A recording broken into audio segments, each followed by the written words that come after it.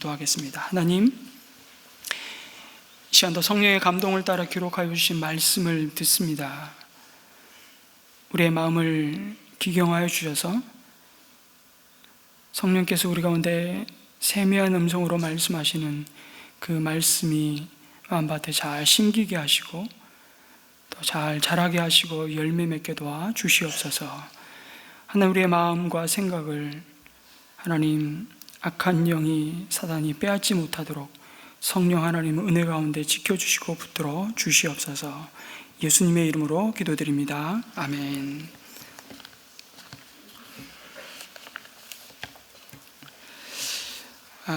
영어 단어 공부 좀 하겠습니다. 먼저 영어 알파벳을 쓰고, 벌써 이걸 띄워주셨네요. 순서에 따라 숫자를 붙여서 퀴즈를 내려고 했는데 벌써 순간 취딩하신 분이 계십니까? 이런 겁니다. 알파벳 순서에 따라서 A는 1, B는 2, C는 3, D는 4, Z까지 붙이면 숫자가 몇 개가 되죠? 26이 됩니다. 그래서 알파벳에 붙여진 숫자를 모두 더하면 100이 되는 영어 단어를 찾아보자는 겁니다. 그래서 왜 100이냐? 어쨌든 이 단어의 힌트를 드리자면, 이 의미가 우리가 살아가는데 정말 중요한 것, 그래서 삶을 정말 100점의 행복으로 변화시킬 수 있다는 그런 의미를 가진 단어입니다. 어떤 영어 단어가 있을까요?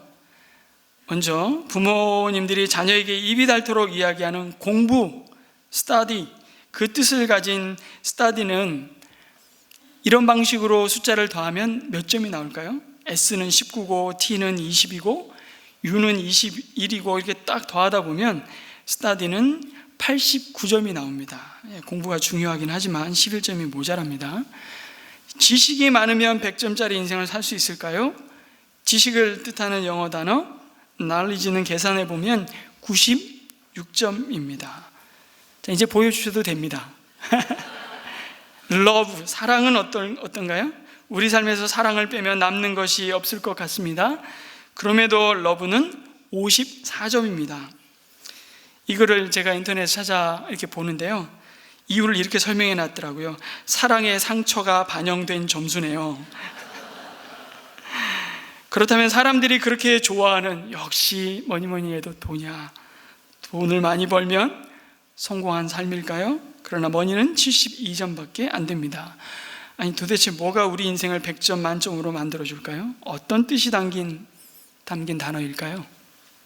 바로 그 다음 단어를 보여주십시오.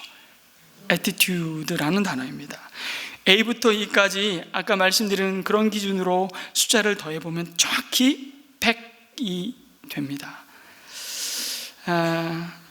우리 인생에 정말 중요한 건 하나님을 바라보고 내 자신을 바라보고 내 이웃과의 관계를 바라보는 태도, 마음가짐, 자세라는 사실을 이 단어가 가르쳐 주고 있습니다. 재밌는 이야기인데요, 한옥을 여러분 지을 때 가장 중요한 의식이 있습니다. 그 중에 하나가 상향식이라는 걸 합니다. 우리 전통 가옥을 지을 때 이것은 대들보를 얻는 의식입니다. 집에서 대들보가 하는 역할이 뭡니까? 집의 중심을 잡아줍니다. 대들보가 주저앉거나 그래서 휘어버리면 다 뒤틀어지고 언젠가는 무너지고 맙니다. 그와 마찬가지로 우리 몸의 대들보는 뭘까요? 우리 몸의 대들보는 척추입니다. 척추. 척추에 갈비뼈, 엉치뼈, 목뼈가 다 붙어 있습니다. 그 척추를 따라서 모든 신경이 뇌와 연결되어 있습니다. 그래서 척추가 삐뚤어지면 온몸의 자세가 삐뚤어지고요, 많은 경우 건강을 잃게 됩니다. 그래서 어린 시절부터 학교에서 선생님은 자꾸 뭐라고 말씀하셨죠? 자세 바로 해라, 자세. 그래서 엉덩이를 의자 뒤편에 바짝 붙이고 허리를 꼿꼿이 세우고 가슴을 펴고 앉아야 학습이 잘 이루어진다, 이렇게 배웠습니다. 그럼에도 여전히 우리는 다리를 꼬고 앉는, 다 누구한테 배웠죠? 부모님께 배웠죠. 비스듬히 앉아서 우리 척추가 많이 망가져 있습니다. 엑스레이 찍어보면 척추가 휘어져 있거나 굽어져 있습니다. 척추가 곧바른 사람이 그렇게 많지 않습니다. 대부분은 자세가 틀어져서 허리가 좋지 않죠. 그런가 하면 우리 몸에는 척추뼈가, 집에는 대들보가 있듯이 여러분, 우리가 살아가는 모든 삶의 중심을 잡아주는 가장 중요한 영적인 척추뼈가 뭘까요?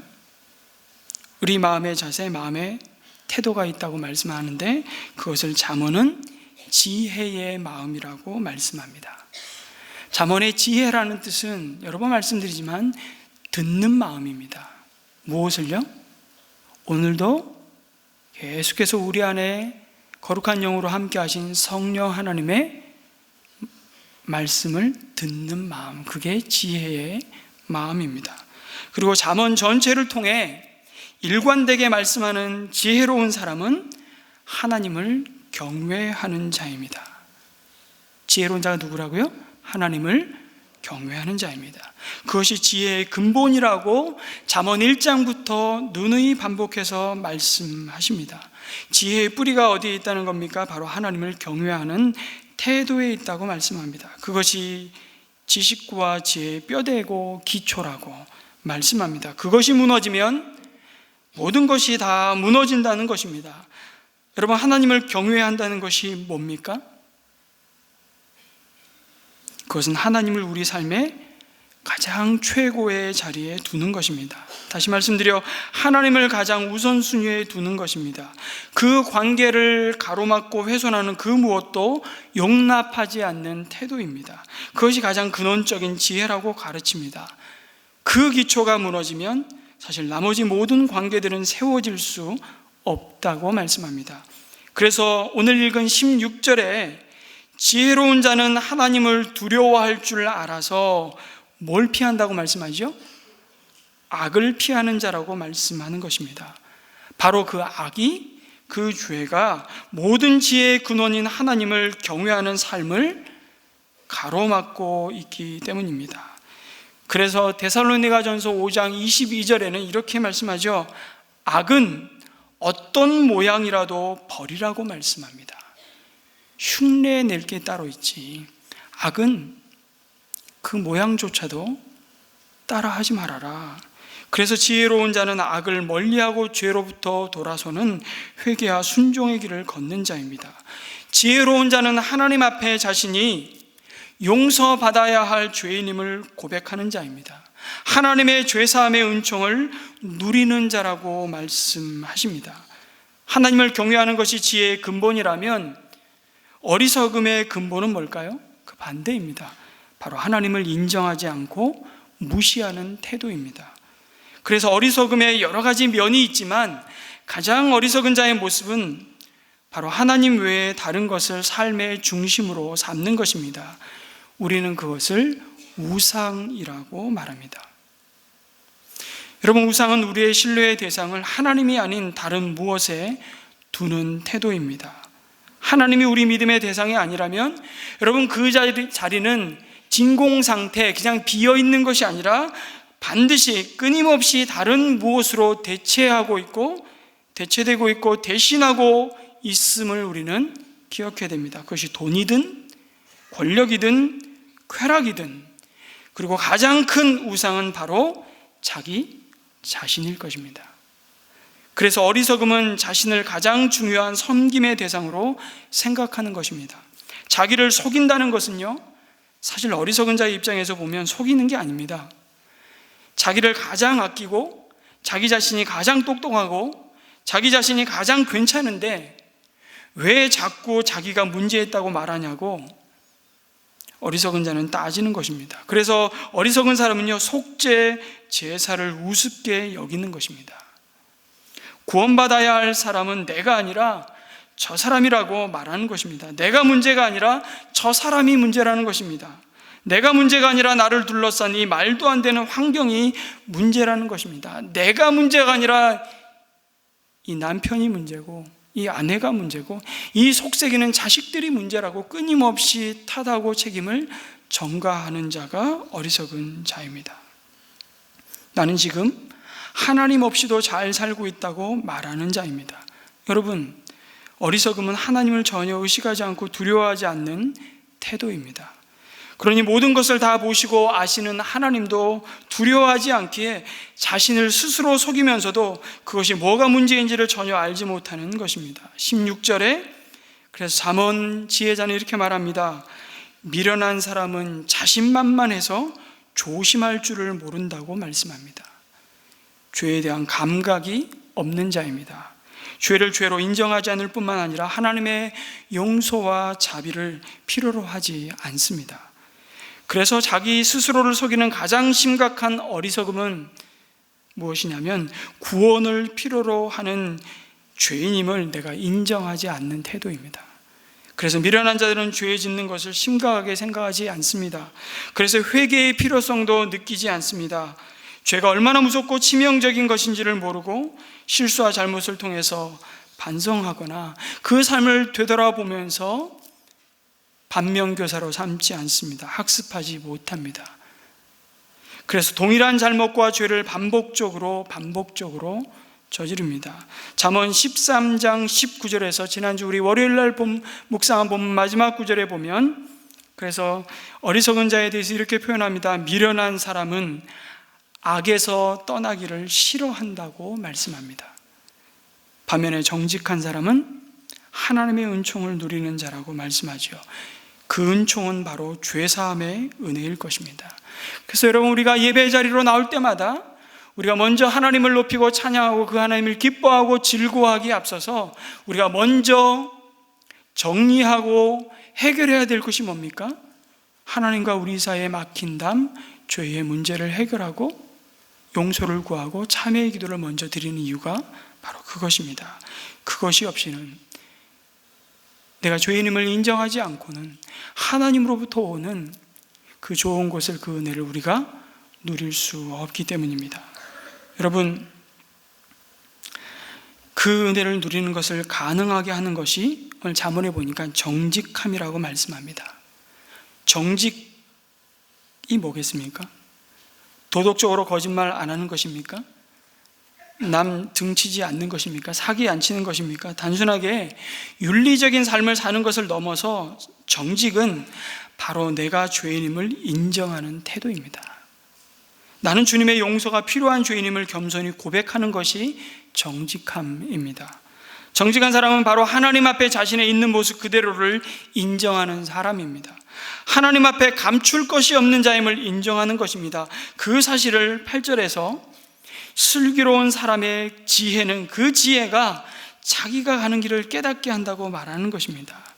하나님을 경외하는 마음인 지혜가 그 사람이 어디서 와서 어디를 향해 가고 있는지를 알게 한다고 말씀합니다. 자신이 지금까지 걸어온 지난날의 모든 인생길이 어쩌다가 우연히 걸어온 길이 아님을 깨닫는 것입니다. 아니, 지금까지 내가 이만큼 살아온 인생의 여정이 내가 노력한 결과라고 생각하지 않습니다. 이 모든 것이 하나님의 인도하심과 지키시는 은혜였음을 고백하는 것입니다. 우리가 아까 찬양으로 고백했던 것처럼 내가 잘나서, 내가 똑똑하고 내가 열심히 살아온 마땅한 결과라고 생각하지 않습니다. 뿐만 아니라 지나온 삶을 돌아보건대 참 허물도 많고 하나님 앞에서 부끄러운 것밖에 없고 고비고비마다 참 많은 실수와 잘못된 판단과 결정들로 말미암아 참 후회스러운 삶일 수밖에 없는데, 그럼에도 오늘 이 순간까지 하나님은 여전히 나와 함께 하셨음을 알기에 나의 나된 것이 오직 은혜였음을 찬송하고 감사하는 것입니다. 그리고 앞으로의 남은 모든 날들도 실수가 없으신 나의 주 하나님은 내 삶을 가장 신실하게 인도하시고 책임지실 것을 믿는 것입니다. 그래서 정직한 자, 지혜로운 사람은요, 다가올 시간들 그 미래에 대해서 염려와 근심과 두려움에 사로잡혀서 오늘을 낭비하지 않습니다. 오히려 내일 걸어갈 길 위에 하나님이 행하실 일을 기대하며 믿음으로 기도하면서 걸어가는 겁니다. 우리의 삶을 참 고난하게 만드는 한숨이 변하여 기도의 숨을 쉬면서 우리 삶을 주님께 의탁하여 드리는 것입니다. 이것이 바로 슬기로운 사람의 지혜라고 말씀합니다. 그래서 여러분, 이렇게 가만히 보면 내가 세운 계획대로 이 자리까지 왔다고 자부하는 사람이 별로 없습니다. 그것을 알고 그것을 인정하는 것이 은혜이고 지혜입니다. 그리고 때로는 내가 원치 않았던, 아니 그토록 바라고 소원했던 일들은 이루어지지 않고 참으로 엉뚱하게 꼬였다고 생각되던 그 지나온 삶의 흔적들, 인생살이가 그러나 지나고 나면 나보다 나를 더 잘 아시는 하나님께서 정말 나를 위해서 여전히 일하고 계셨던, 숨겨지고 감춰졌던 은혜였음을 또한 깨닫게 됩니다. 이게 하나님을 경외하는 자, 그 지혜가 우리에게 주시는 은혜입니다.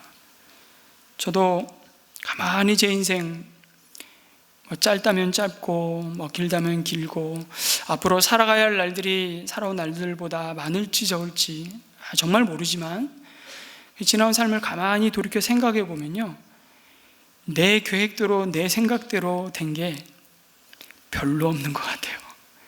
그러나 후회하지 않고 후퇴 없이 정말 감사하게 이 길을 걸어왔다. 또 이 길을 하나님은 신실하게 내 삶의 걸음걸음을 인도해 가실 것이다 라는 확신과 소망이 있기에 오늘도 우리는, 그리고 내 자신은 이 믿음의 경주를 흔들리지 않고 걸어가는 것입니다. 제가 중3 때 처음 교회를 나갔습니다. 나갈 수 없는 형편이었고 나가고 싶지 않은 자였습니다. 우리 집안 통틀어서 정말 우리 가문을 다 뒤지고 뒤져도 단 한 사람도 예수 믿는 사람이 없는 이 아주 그냥 뭐랄까요, 정말 강팍한, 하나님 앞에서 어리석은 자처럼 정말 그 마음이 딱딱하게 굳어져 있는 이런 집안에서 하나님은 저를 참 기가 막힌 타이밍에 찾아오셨습니다. 제가 중3 때 저희 아버님은 뇌졸중으로 쓰러지셔서 전혀 가장으로서의 가족을 부양할 수 있는 능력이 이미 없으셨고요. 중3 때 제가 성내동에 살았는데요, 84년 중3 때 여러분 풍납동 성내동에 뭐가 온 줄 아시죠? 대홍수가 일어나서 아마 그 일대에 사셨던 분들이 이 가운데 계신지 모르겠습니다. 그냥 집이 전체가 그냥 다 사라져 버렸습니다. 그때 북한에서 내려온 군량미를 얻어먹었습니다. 대한민국이 북한에서 유일하게 원조를 받은 유일한 한 번의 케이스가 바로 84년 대홍수 때 북한으로부터 군량미 받고 옷감 받았던 기억입니다. 제가 그 북한에서 원조품, 구호품 왔다고, 지금 동사무소죠, 그때는 받아가라 그러더라고요. 제가 받아왔어요. 못 먹어요, 쌀을. 하루 오래 묵혀놔가지고 떡으로도 못 해먹겠더라고요. 근데 그 쌀을 그걸 먹고 싶어서 실향민이신 분들이 있었거든요, 동네 주변에. 그렇게 사무치도록 그리운 고향에서 온 쌀 한번 먹어보자고 그 군량미 쌀 한번 달라고 하시던 이웃이 있었습니다. 옷감은 말이 옷감이지 비단이라도 줬으면 뭐래도 해입죠. 60년대 나이론, 이런 나이론 옷감 아십니까? 아무 것은 쓸모없는. 그래서 그거 받고 우리가 그나마 북한하고 한번 거래를 터보자고 정부가 받았던 것 같아요. 그때 한창 사춘기 때 제 마음이 얼마나 무너지고 바닥인 인생이었는지, 이렇게 살아서 뭐하냐, 전 그 어린 나이에도 그 생각을 했던 기억이 납니다. 그런데 그때 제 친구가 저를 전도했습니다. 중학교 3학년 번호 1번. 여러분 옛날에 1번부터 70번까지 번호 어떻게 매겼는지 아시죠? 키가 제일 큰 사람이 아니고 키가 제일 작은 사람이 1번이었어요. 지금으로 따지면 인권유린. 요즘은 그렇게 하면 큰일 나요. 왜 키가 작은데 또 번호는 또 1번이야. 근데 그 친구 1번이어서 키가 정말 작았고요, 얼굴은 여드름투성이에, 제가 마지막 검정 교복을 입은 사람이고 그 다음에 교복 자유화가 됐는데요, 그때 검정교복일 때 국방색 가방 들고 다녔잖아요. 기억하시죠? 근데 그 친구는 교복이 자율화됐는데도 여전히 국방색 가방을 들고 다니는 정말 매력 없는, 그리고 얼굴은 또 애꾸눈이었어요. 약시가 너무 심해가지고 참 희한하죠. 요즘도 그렇게 교정을 하는지 모르겠어요. 시신경이 좋은 쪽을 검정 테이프를 붙여요. 그리고 시신경이 좀 안 좋은 쪽은 두꺼운 돋보기를 씌우면서 이 약시, 이 양쪽의 시력이 너무 차이 나는 걸 이렇게 교정했어요. 애꾸는 선장이었죠. 남들 안 들고 다니는 국방색 가방 들고 다니죠. 키는 제일 작죠. 이 여드름 투성이에 정말 매력 없는 그 친구가 같은 반 9명을 전도했습니다.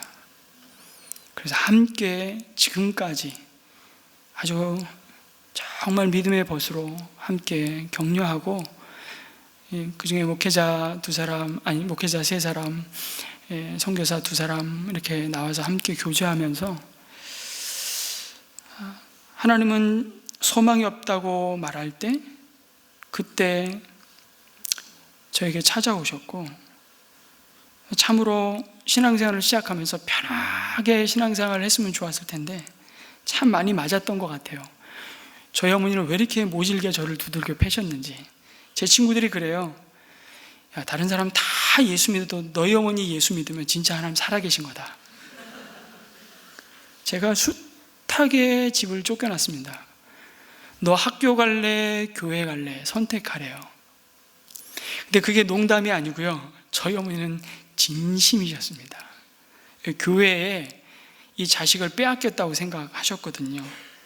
제사를 드릴 수가 없었고, 우리에게 복 주시는 유일한 분은 하나님 한 분밖에 없다는 그 믿음을 나에게 주셨는데, 선물로 그 믿음의 길을 돌이킬 수 없는 그 은혜를 경험하면서 참으로 어렵게 믿음을 지켰던 기억이 있습니다. 저희 어머니 성경책 얼마나 많이 불태우셨는지 몰라요. 참 많이 굳으신 분이셨죠. 그런데 그렇게 우리 집안의 복음이 시작이 되었습니다. 어렵게 신앙생활하고 제때 공부를 잘 못했어요. 제가 삼수를 했습니다. 그런데 그 어느 때보다 하나님을 의지하는 법을 몸으로 배웠던 것 같아요. 지금 있는지 모르겠습니다. 왕십리 한양대학교 그 옆에 가면 대형 EMI 학원이라고 있습니다. 거기서 열심히 딱돌이 했어요. 딱돌이가 뭔지 아세요? 그 칠판 닦아주고 다음 교실 그 수업 준비해드리면 내가 원하는 학원 과목을 그냥 무료로 수강할 수 있는 거예요. 제가 2년 동안 딱돌이를 하면서 학비를 안 대주시니까, 이 학비 대주면 신학교 갈 것 같아서 우리 어머니가 학비를 안 대주셨어요.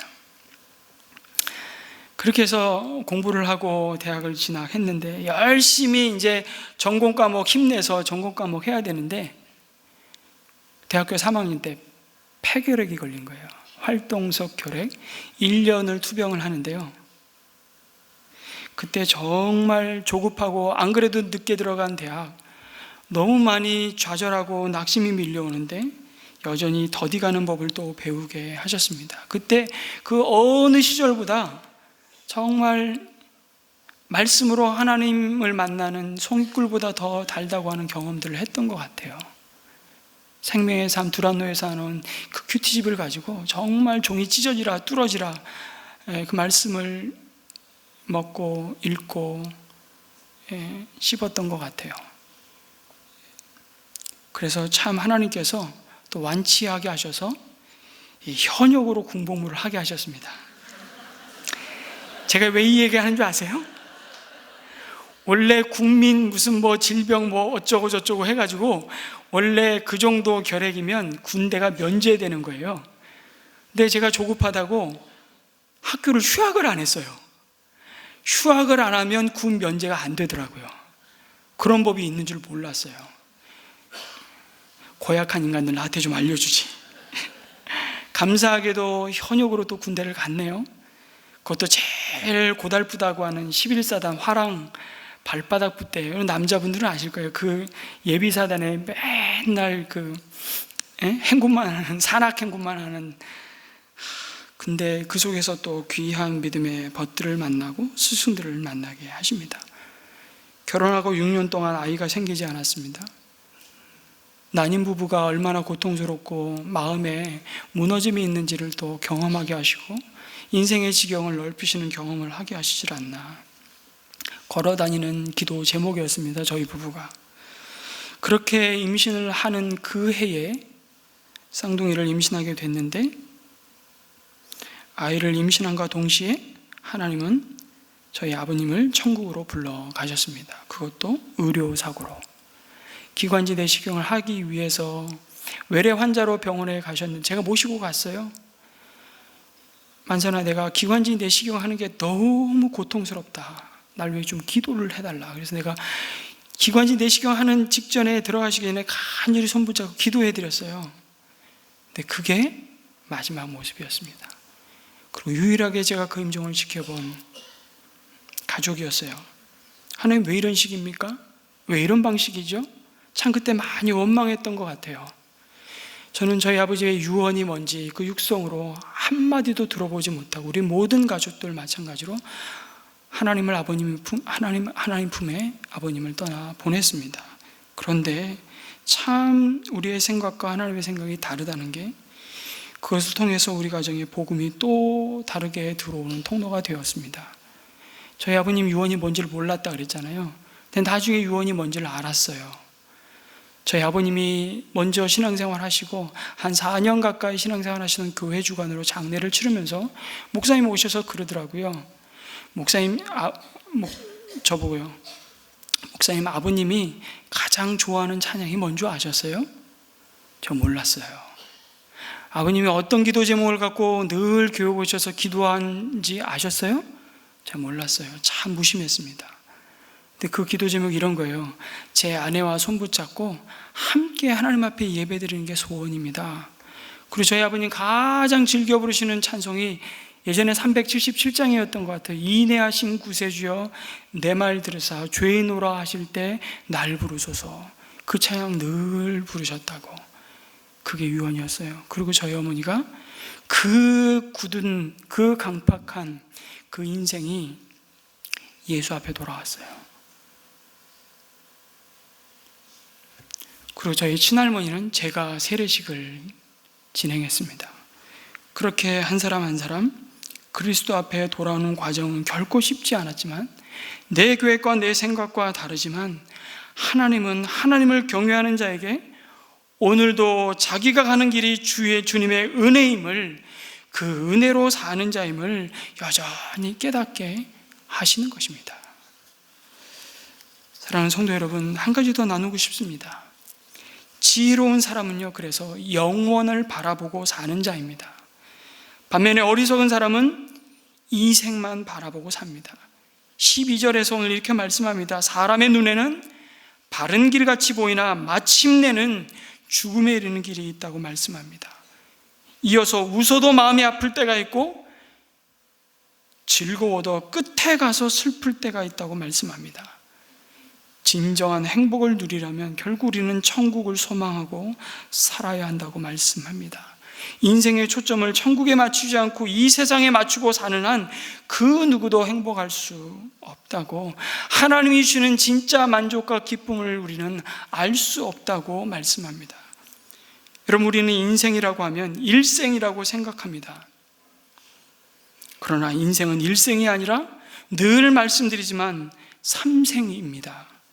어머니 태중에서 9개월은 이 땅에 이 생을 위한 준비라고 할 수 있다면, 우리가 눈에 보이는 이 생에서 90년 길어야 100년 삽니다만, 이 생은 다음 생인 영생을 준비하는, 천국에서의 영생을 준비하는 기간이라고 할 수 있습니다.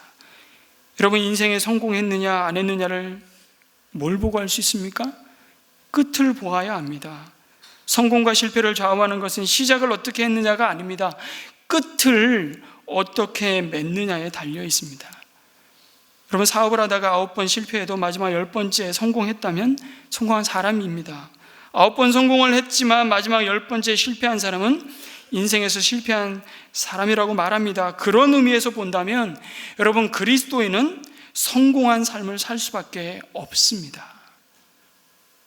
최종 순간이 성공으로 끝나는 사람들이기 때문입니다. 그리스도인에게는 마지막 삼생이 보장되어 있고 그곳에 하나님이 예비하신 상이 기다리고 있기 때문입니다.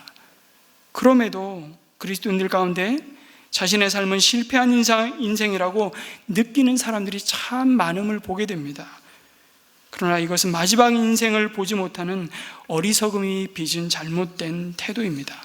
여러분, 모태에서 태어나 이 세상을 떠날 때까지 사는 이 이생만을 인생의 전부라고 생각하면 우리는 그렇게 생각합니다. 인생을 단 한 번의 삶으로 보기 때문에 이생의 모든 소망을 걸고 이 삶의 결과에 따라 인생의 성패를 평가하기 때문에 실패했다고 느끼는 것입니다. 그러나 여러분, 인생은 일생이 아니라 삼생임을 우리는 믿기에 우리는 절망하고 낙심하지 않습니다.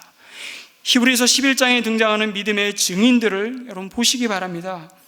그들은 이 세상에서 고난을 당해도 세 번째 삶의 영광을 바라보았기 때문에 고난 가운데서 기뻐할 수 있었다고 증거합니다. 인생을 일생, 단 한 번뿐인 삶으로 보는 사람에게는 여러분, 복음을 전하다가 순교하는 사람의 인생이 실패한 인생처럼 보일 수밖에 없을 겁니다. 그러나 인생을 삼생으로 보는 사람에게는 이보다 더 이처럼 성공적인 삶이 없다는 겁니다. 마지막에 성공한 사람이 진정으로 성공한 인생을 산 사람이기 때문입니다. 이들이 이 생에서 영원한 삼생에 초점을 맞추고 살 수 있었던 이유가 뭘까요? 그들의 스승이셨던 예수님께서 주신 약속을 붙들었기 때문입니다. 예수님께서 세상에 오신 목적이 바로 우리에게 삼생인 영생을 주기 위함이라고 말씀하셨습니다. 여러분, 영생이라는 것이 뭘까요? 영생이 뭡니까? 그냥 죽지 않고 그냥 시간을 한없이 늘려서 사는 게 영생입니까? 그러면 지옥의 삶도 영생입니다. 우리 지옥에서도 영원히 살거든요. 그건 영생이 아니에요. 영생이란 영원히 죽지 않을 뿐만 아니라 영원히 계속되는 하나님과의 관계를 맺으며 사는 삶, 그게 영생입니다. 세상의 모든 사람의 관계는 어디서 끝나죠? 육체의 죽음으로 끝납니다. 사랑하는 부모님도 돌아가시면 그 관계가 끝나고요. 사랑하는 배우자도 둘 중 하나가 먼저 세상을 떠나면 그 관계가 멈추고 맙니다. 그러나 하나님과의 관계는 죽음 넘어 저편에서까지 영원히 계속됩니다. 그래서 영생입니다. 하나님의 자비와 용서와 은혜가 영원히 마르지 않고 미치는 그 관계, 그 사귐 속에서 사는 오는 세상의 삶이 바로 영생입니다. 이게 정확한 영생의 의미예요. 오는 세상의 삶, 하나님이 우리에게 주시겠다고 약속하신 그 오는 세상, 하나님의 은혜와 자비가 영원히 마르지 않고 미치는 그 삶을 의미합니다. 그리고 이 영생의 시작은 어디서 시작되죠? 죽어서요? 아니요. 이 생에서 하나님이 보내신 구원자 예수님을 나의 주님으로 영접하고 하나님의 자녀가 되면서부터 이미 이 영생은 시작이 된 것입니다. 오늘 그 영생의 삶을 시작하신 분들을 볼 수 있는 것이 너무 기쁘고 감사한 날입니다. 그런데 천국의 시선을 고정하고 사는 것이 가끔씩 이렇게 말하는 분들이 있습니다. 그거 현실 도피 아니냐고 이의를 제기하는 분들이 있는데요. 여러분, 그것은 현실 도피가 아니라요, 오히려 현실을 더욱 신실하게 충실히 사는 방법입니다.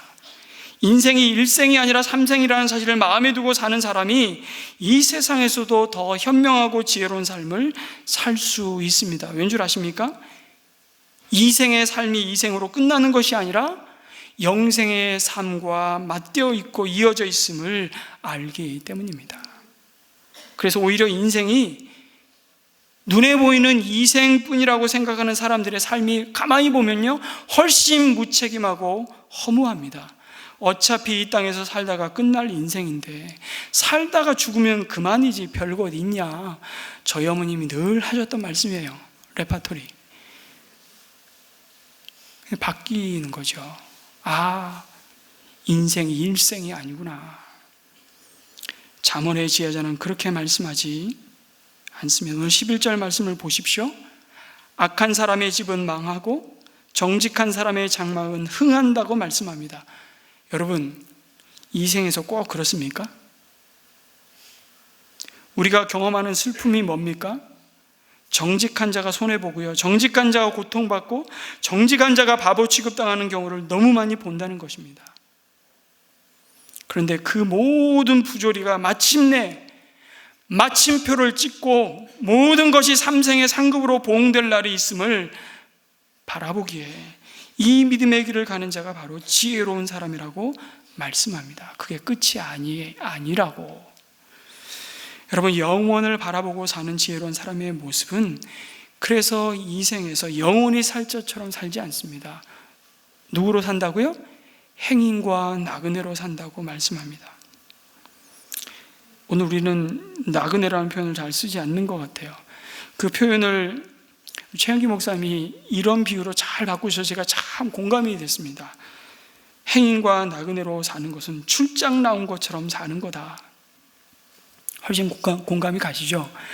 우리 남자분들 회사에서 많이 출장 가시잖아요. 그 출장을 한번 가만히 생각해 보십시오. 출장 나온 사람은 자신 출장 가고 싶다고 아무 때나 가는 것이 아닙니다. 회사에서 보내야 갑니다. 출장 나온 것 같은 삶을 살려면 하나님이 보내셔서 이 세상에 왔다는 사실을 끊임없이 의식하며 살아가는 것입니다. 어쩌다가 우연히 왔다가 덧없이 가는 것이 인생이라고 생각하는 자가 아닙니다. 한술 더 떠서 자신은 태어나서는 안 되었던 존재라고 생각하는 사람들도 있습니다. 하도 그 인생에 지나온 삶의 구비구비마다 상처와 고통 밖에 없다고 생각하기에, 그러나 그것은 어리석은 생각이고 태도입니다. 우리는 그런 존재가 아닙니다. 우리의 시작부터 끝까지 하나님의 손길 안에 있음을 믿기에 우리의 시간표에 우연이란 것은 없습니다. 주님은 말씀하셨습니다. 하나님은 우리 머리털까지 다 세신다고, 하나님의 허락 없이는 참새 한 마리도 땅에 떨어질 수 없다고 하셨습니다. 이런 하나님의 섭리 가운데 사는 하나님의 자녀가 어떻게 이 생에 우연히 태어나서 우연히 살다가 우연히 끝나는 인생을 산다고 말할 수 있습니까? 그것이 아니라 우리 모두는 하나님께서 우리에게 주신 목적을 가지고 이 땅에 보내셨음을 믿는 자들입니다. 그것을 믿기에 우리는 되는 대로 사는 자, 내 살고 싶은 대로 사는 자가 아니라 사명을 위해 사는 자들입니다. 내 느낌대로, 내 감정대로 말하고 싶고 먹고 싶은 걸 먹고 사는 자가 아니라 하나님이 주신 보내신 그곳에서 오늘도 사명을 따라 사는 자들입니다. 여러분, 회사에서 직원을 출장 보낸다면 그때는 분명히 할 일이 있어서 보내는 거잖아요. 관광 보내는 게 아닙니다. 그러나 우리는 참 어려운 것이 뭐냐면 이 사명이 무엇인지 미리 다 알 수가 없는 거더라고요.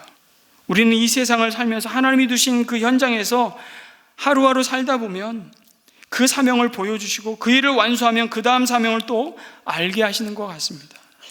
그것을 우리는 보통 비전이라고 하는데요, 사실은 그 비전이 사명으로 주어질 때 우리는 모든 것을 다 미리 알고 그 길을 가는 것이 아닙니다. 사명의 마스터 플랜을 다 알아야 간다고 혹시 우리가 우긴다면 우리는 더 혼란스러워질지도 모릅니다. 그래서 인생의 목적을 상실한 채 자신의 사명이 무엇인지 발견하지 못해 안타까워하는 사람들을 가만히 보면 보통은 지금 해야 할 사명을 무시하고 있는 경우가 참 많습니다. 작은 사명을, 사소해 보이는 이름도 없이 빛도 없이 그 작은 사명을 무시하는 사람에게 하나님이 더 큰 사명을 보여주지 않으시기 때문입니다. 또한 우리는 하나님의 경륜을 다 이해할 수도 없고요, 전부 이해할 필요도 없습니다.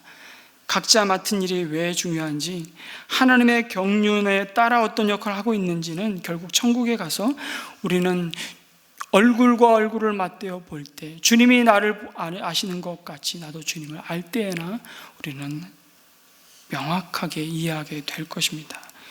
분명한 것은 그 사명의 궁극적인 목적은 타락된 이 세상을 회복시키는 것입니다. 이 목적을 위해 우리를 여러 모양으로 부르셨음을 기억하면서 이 생의 모든 일상이 하나님 나라의 영광을 드러내기 위해 먹든지 마시든지 무엇을 하든지 다 하나님의 영광을 위해 행하는 순종, 그것이 바로 지혜로운 사람의 모습입니다. 여러분, 인생을 출장 나온 자처럼 살자면요, 불편을 감수해야 합니다. 우리의 본향이 천국이고요, 이 세상 우리가 잠시 출장 나온 것일 뿐이기에 불편할 수밖에 없습니다. 여러분, 출장 가셔서 아무리 좋은 호텔에 비싼 음식을 대접받아도요, 내 집 침대와 아내가 만든 집밥만큼 편하고 맛있습니까? 네. 그런 분은 이제 아주 출장을 호강에 겨워서 하는 분입니다. 나가면 고생입니다. 제가 2주 한 5일 동안 미국 기독교 학교들을 여러 기독교 학교들을 탐방하고 2주 휴스턴 서울교회에서 연수를 받는데요, 아유, 집에 얼마나 가고 싶던지요. 진짜 너무 잘해 주셨어요. 너무 극진히 대접해 주시고. 그런데도요, 정말 한 주만 더 있으라 그러면요, 정말 그래서 더 나은 본향이에요. 그냥 본향이 아니라 더 나은 본향.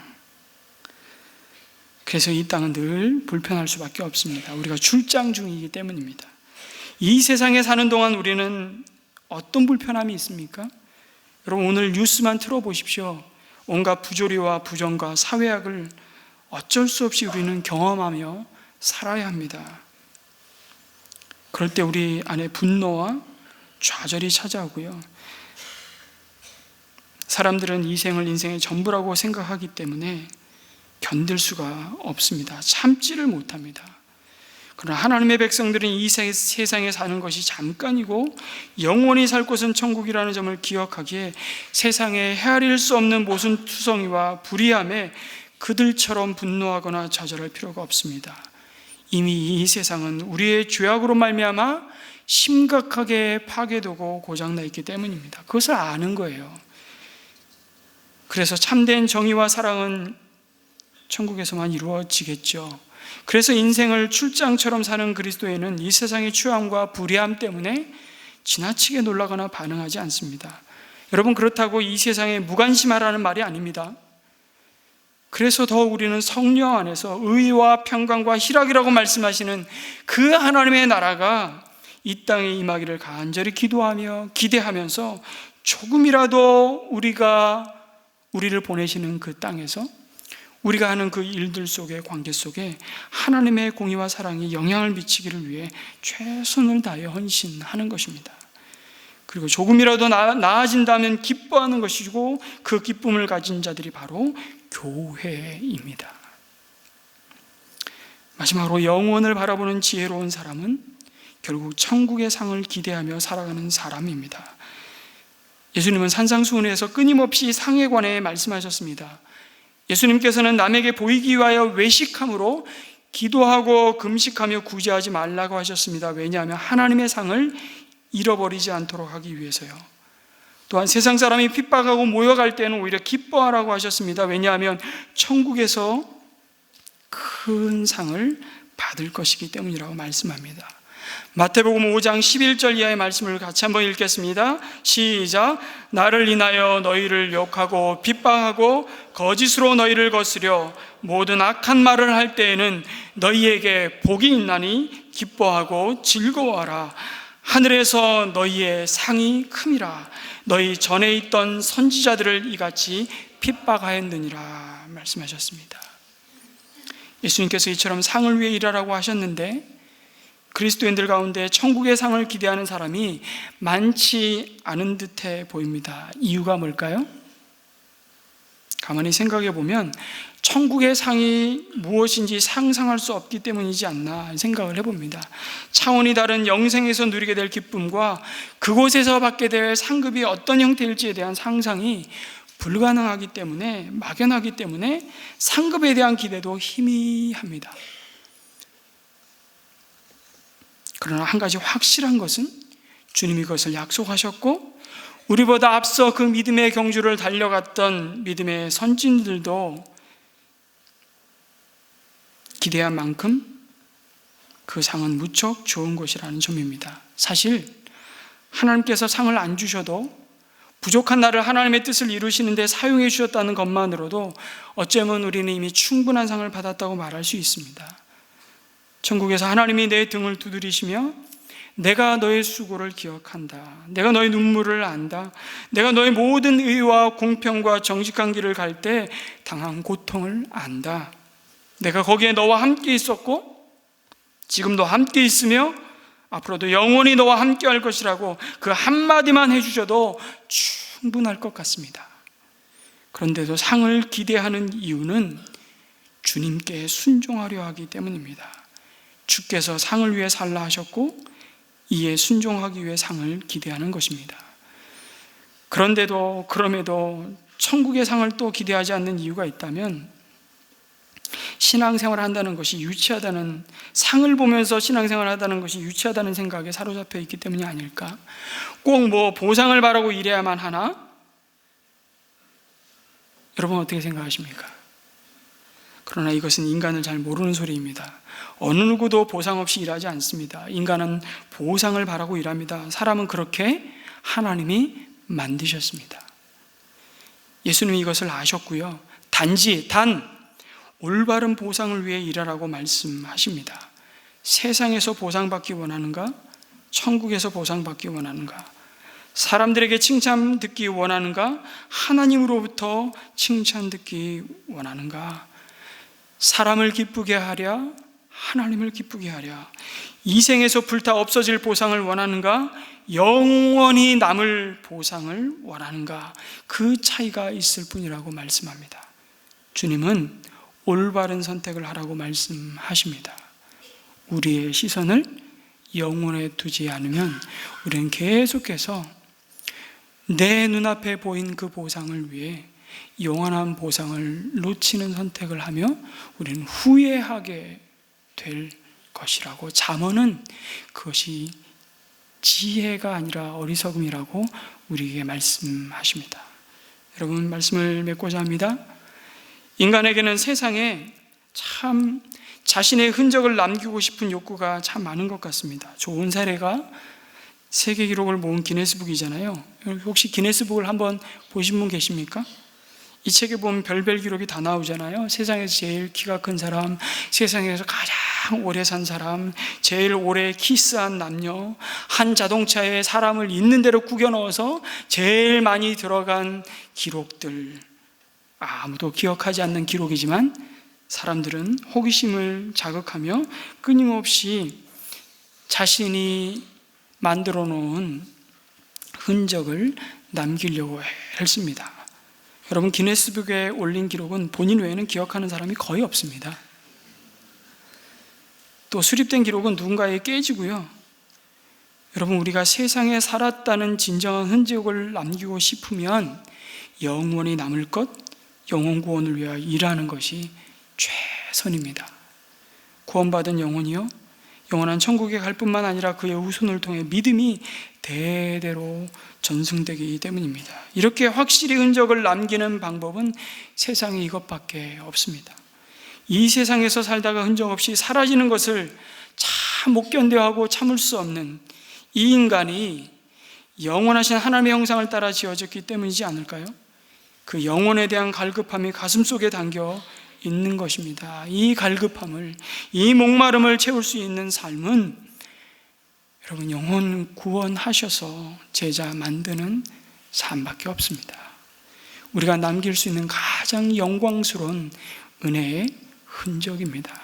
자식들에게 물려줄 수 있는 가장 소중한 유산입니다. 여러분, 주님 다시 오실 때까지 하나님을 경외함으로 오늘도 이 길을 소망 가운데 기쁘고 감사하게 달려가는 저와 여러분 되시기를 주님의 이름으로 축복합니다. 아멘.